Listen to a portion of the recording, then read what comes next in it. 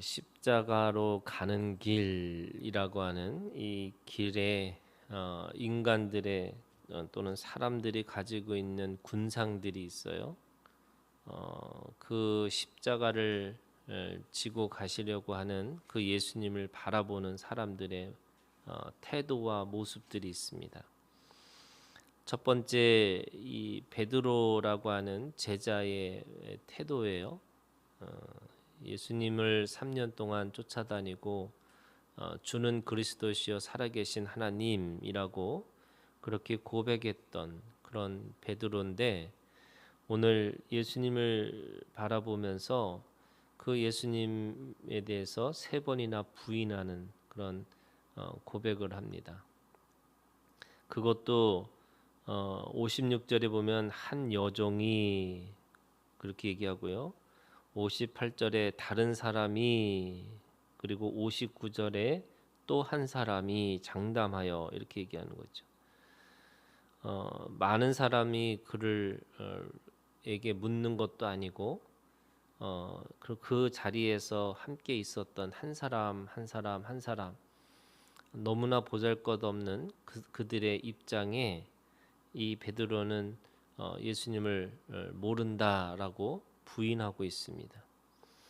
그 베드로의 마음의 태도를 가장 극명하게 드러내고 있는 말씀이 54절에 있는 말씀이에요. 예수를 잡아 끌고 대제사장의 집으로 들어갈 새 베드로가 멀찍이 따라가니라. 근데 이 멀찍이라는 것이 얼마나 멀찍이냐면 61절에 보시면 주께서 돌이켜 베드로를 보시니라고 하는 그 멀찍이가 예수님의 눈을 마주칠 수 있을 정도의 그런 거리라고 얘기할 수 있어요.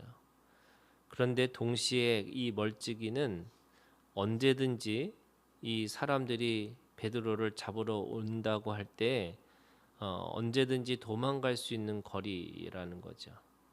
그러니까 주님을 볼 수 있는 거리이면서 동시에 언제든지 도망갈 수 있는 거리. 주님을 쫓아서 3년 동안 그리고 그분이 예수 그리스도라고 하는 것을 분명하게 고백하고 있음에도 불구하고 그의 자리는 엉거주춤이라고 할 수 있는 거죠. 가까이 하지도 못하고 또 멀리 하지도 못하는, 예수님이 기적을 베푸시는 분이기 때문에 그 기적을 베푸실 때 달려가서 내가 그럴 줄 알았다고 할 수 있는 거리이기도 하고, 또 예수님이 그 죽음을 당하실 때도 그 언제든지 도망갈 수 있는 그런 자리, 그런 거리가 멀찍이라고 할 수 있습니다. 그래서 가까이 하지도 못하고 또 멀리 할 수도 없는 그런 멀찍이라고 하는 이 거리가 이 베드로의 태도라고 할 수 있는 거죠. 왜 그랬을까? 당연히 죽음에 대한 두려움과 그런 염려 때문에 그렇게 된 거죠. 진리는 맞는데 그 진리 때문에 내가 손해 보는 것은 힘듭니다. 또 그 진리를 따라가려고 하다 보니까 내가 그 많은 것을 희생하는 것처럼 보이죠. 그렇다고 진리를 부정할 수도 없고 또 진리를 외면할 수도 없으니까 늘 그 멀찍이라고 하는 거리 속에서 그 바라보고 있는 사람입니다.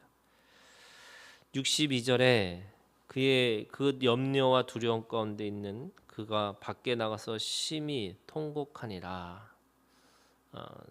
그것은 자신에 대한 회한 또는 이 예수 그리스도를 향한 그의 마음이라고 할 수 있는 거죠. 근데 이 통곡도 사실은 그냥 후회의 울음이고 자신의 한계를 경험하는 울음이었지만, 나중에 예수님이 오셔서 이 베드로의 이 통곡을 다시 돌이킬 수 있는 그런 자리로 또 이렇게 바로 회복시키는 것을 우리가 알 수가 있습니다. 두 번째는요, 그 예수님을 지키는 사람들이 이렇게 돼 있어요. 이 지키는 사람들이라는 그들의 직업에 또는 그들이 하는 일에 최선을 다해서 살아가는 사람들입니다. 이 사람들은 일상을 살아가는 사람들이고 또 자기에게 맡겨진 일들을 하는 사람이에요. 그런데 그들이 하는 것이 뭐냐면 예수님의 눈을 가리고 선지자 노릇하라. 누가 너를 친자가 누구냐고 묻고 예수님을 희롱하고 또 욕합니다. 사람들은 예수님의 삶에 관심이 없습니다. 사실은 진리에 관심이 없어요. 그들은 그냥 일상을 살아가는 거고 자기에게 맡겨진 일을 그저 그렇게 열심히 하면 되는 거죠. 위의 사람들에게는 비굴한 거고 자기에게 맡겨진 그 약한 사람들은 희롱하고 비웃고 살아가는 겁니다. 이것이 일상에 살아가는 사람들이라고 할 수 있습니다. 66절에 세 번째 사람들이 나오는데요. 백성의 장로들 곧 대제사장들과 서기관들이 모여서 예수를 그 공회로 끌어들여 이르되 네가 그리스도이거든 우리에게 말하라 이렇게 얘기합니다. 이들의 관심이 예수님이 그리스도냐, 당신이 이스라엘 백성들이 기다리는 메시아냐라고 묻고 있는 거잖아요. 그런데 주님은 그들에게 대답하지 않습니다. 왜냐하면 너희가 믿지 않을 것이다 이렇게 얘기하는 거죠. 뿐만 아니라 71절에 있는 말씀에 보면 그들이 이르되 어찌 더 증거를 요구하리요. 그러니까 그들은 진리에 대한 관심이 있는 게 아니고요. 어떻게든지 이 예수님을 고소하고 고발하기 위한 증거를 찾고 있는 거예요. 근데 이 증거가 뭐냐면 자기의 옳음에 대한 증거입니다. 자기가 얼마나 맞았는지 또 자기가 바르게 그렇게 행동했는지에 대한 증거를 찾고 있는 겁니다. 우리가 요즘에 사람들이 유튜브를 보면 유튜브에 어떤 걸 보냐면 자기가 맞다고 생각하는 것만 듣는 거죠. 그게 지금 이 대제사장과 서기관들의 사람들의 마음입니다. 내가 얼마나 대단하고 내가 얼마나 맞았는지를 증명할 수 있는 그런 증거들을 찾는 삶으로 살아가는 거죠. 근데 실상은 뭐예요? 이 사람들은 자기가 원하는 것을 반드시 관철하려고 하는 겁니다. 내가 생각하고 내가 했던 그 모든 것들이 옳다고 하는 것을 증명하기 위한 삶으로 살아가는 거죠. 진리에 대한 관심이 없습니다.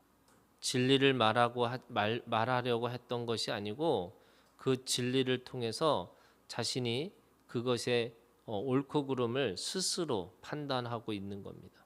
그래서 그 진리에 대해서 아무리 진리라고 말을 한다 할지라도 그들은 믿을 생각이 없는 겁니다. 자, 베드로도 있고요. 또 자기 예수님을 지키는 자들도 있었고 그리고 장로들 곧 대제사장과 서기관들도 있었습니다. 그런데 마지막이요. 예수님이 계세요. 예수님은 그 베드로의 배신도 목격하십니다. 그리고 그 지키는 사람들의 희롱과 그리고 욕을 다 받습니다. 그리고 이 대제사장과 서기관들의 그들의 증거를 그렇게 대면하고 있습니다.